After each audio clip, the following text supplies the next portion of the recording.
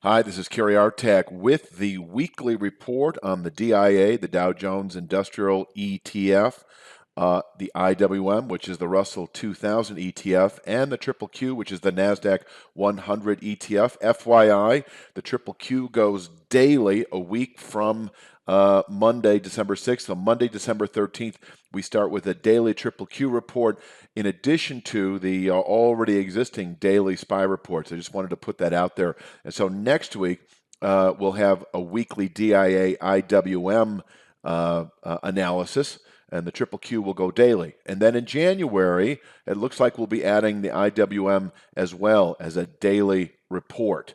And then so we'll see where we go from there. If I do the DIA on a week-by-week basis, my plate will be full, I anticipate, by that point in time.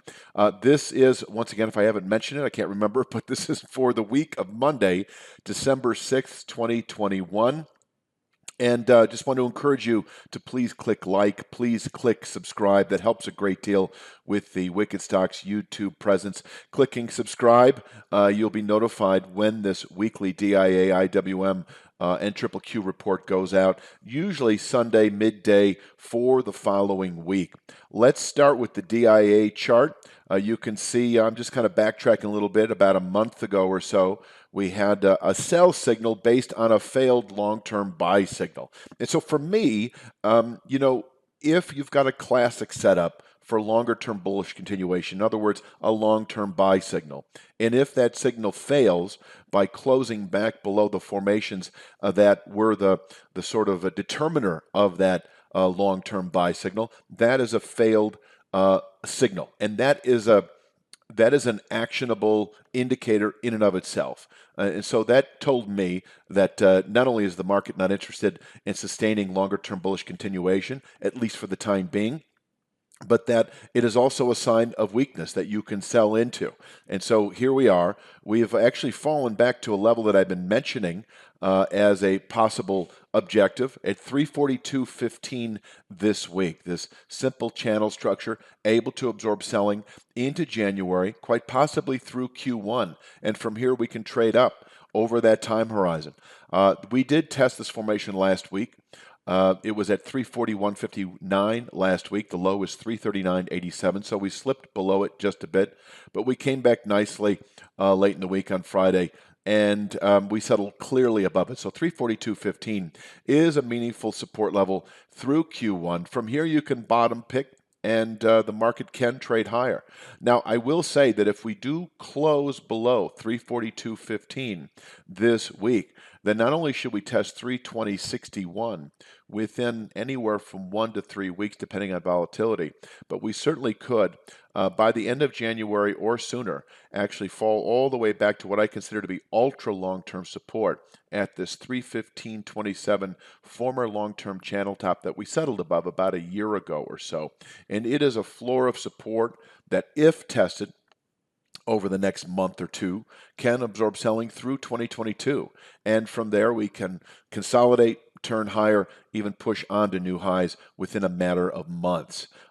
It does not become an objective, though. And, to call it an objective, first of all, we need to close below 342.15, and then 320.61 should be given its fair due, if you will, in terms of its ability to contain longer-term selling pressures. I think you should consider 320.61 really the start of a range of very long-term support down to 315.27. That is good bottom picking territory if you're a longer term investor. Even if you're a day trader, these levels are legitimate. But I'm bringing this up for those of you who like to trade the longer term outlook. At that point in time, if you're long puts, this is a good put liquidation area. And also, if you just want to go long the market, longer term for your portfolio, 315.27 up to 320.61, a long-term zone of support that can absorb selling through 2022, quite possibly even on a longer-term basis than that. Let's talk upside. 351.67 is a former channel bottom that is now our resistance for the week. It is an area that did contain selling pressures quite well back in August. And it is a long-term level in and of itself. And so we could this week trade inside that 342.15 to 351.67 area. We could top out for the week at 51.67 and bottom out for the week at 42.15. The more meaningful of these two, in my opinion, is 342.15. Now, in hindsight, we may look back a month from now and say, well, that settlement below the 351.67, that was the call. That was the sell signals to play off of down in the 315 handle over the next several weeks. But no, I think that the 342.15, first of all, it's a little more horizontal. I like more horizontal structures.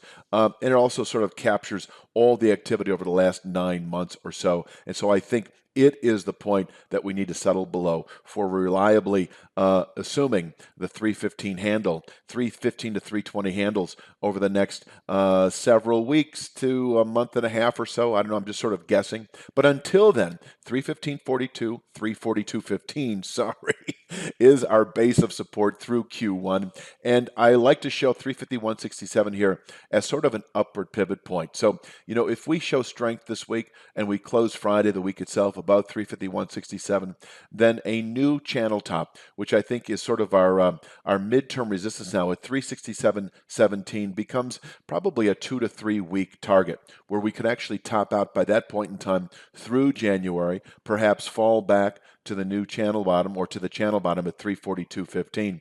And only until we close above 367.17 do I see the likelihood for bullish continuation into Q2. So we could test 367.17, which would be a new move high by just a hair, and then fall off into later January, into February trade perhaps, and closing above 367.17, while irrelevant at this point in time, is sort of our marker. It is sort of the point to settle above for indicating bullish continuation through Q1 and into Q2. Let's go on to the IWM, the Russell 2000 ETF. Backtracking once again, showing you very similar to the Dow. We had a classic long-term buy signal about a month and a half ago. That failed clearly 2 weeks later. That failed long-term buy signal, in essence, a valid sign of weakness. And then I've been mentioning this formation at 214.80 as a possible target. We did hit it last week. It was at 214.51. The low is at 212.45. So this formation can contain selling through Q1.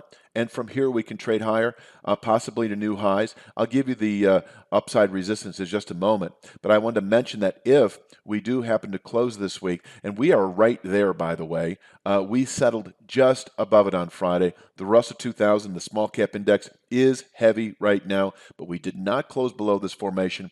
And so here we are.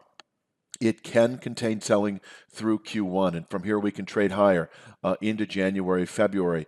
But if we do close below 214.81, this thing can continue south and should continue south. I'm going to say over the next 2 to 3 weeks, possibly less, to 191.61, which is very similar to the Dow Jones finding long-term support at 315.27. You've got this long-term former channel top that goes back to the 2009 low, the financial crisis low. We settled above this about a year ago.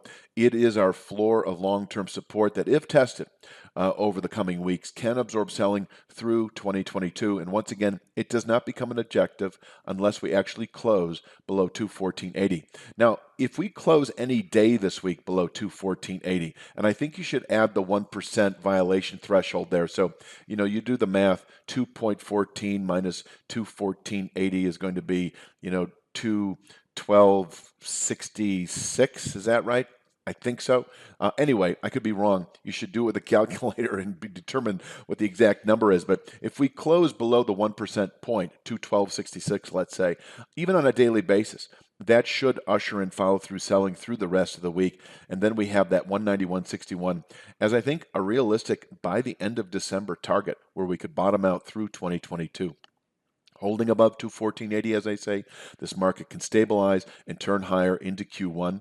We do have 228.96 this week as a level that can contain weekly buying pressures. We could trade inside that range all week long, 214.80 floor to 228.96 ceiling. But if we close above 228.96, and I think the path of least resistance right now above 214.80 is upward, at least at 228.96.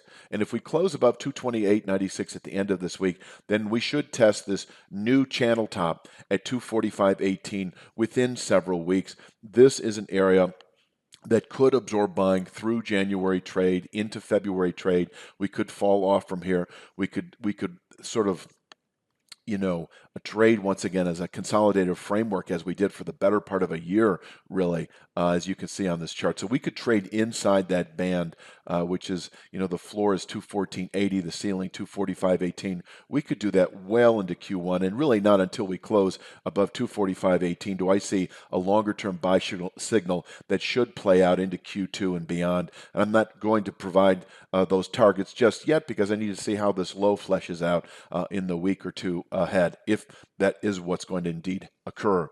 Finally, let's get on with the Triple Q. This is the last weekly analysis of the Triple Q. The daily Triple Q report will begin in a week on Monday, December 13th. But here we have that same channel top that I've been mentioning now for a month, that we've actually essentially tested a month and a half ago. We actually tested it 2 weeks ago. We pushed through it just a bit. It did hold nicely. It's at 411.41. It represents our resistance, able to contain buying into possibly through Q1. Now that we've tested it, this market remains heavy still, and we are in reach of this 360.67 formation over the next several weeks, holding below 397.82.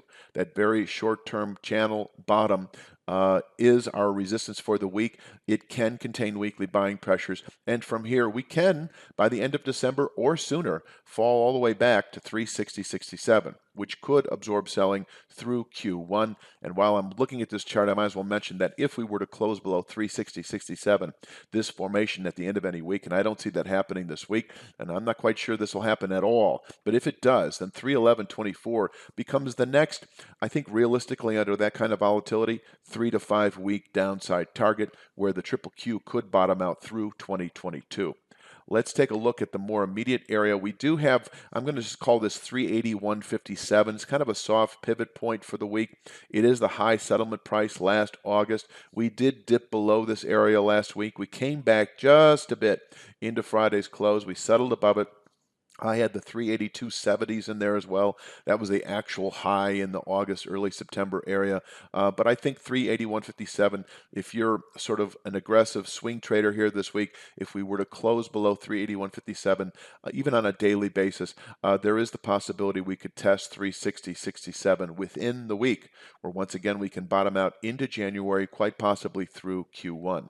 Now, upside, if we happen to close even any day, I think, above 397.82, then we should retest that 411.41 channel top, which has performed beautifully over the last month in its ability to contain buying, at least on a weekly basis, and obviously as we look back on a monthly basis. Closing above 411.41, that level is likely out of reach this week, but closing above it would then indicate longer-term bullish continuation. We should, over the following 2 to 3 months, continue on up to that 456.45 longer-term channel top, where we could top out at least on a quarterly basis, quite possibly into later 2022. I think that covers it for these three.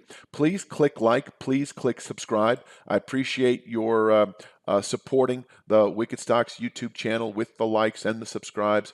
Next week we'll be back with the DIA and the IWM. The Triple Q goes to a daily report on Monday, December 13th. You have a great week ahead, and we will talk soon.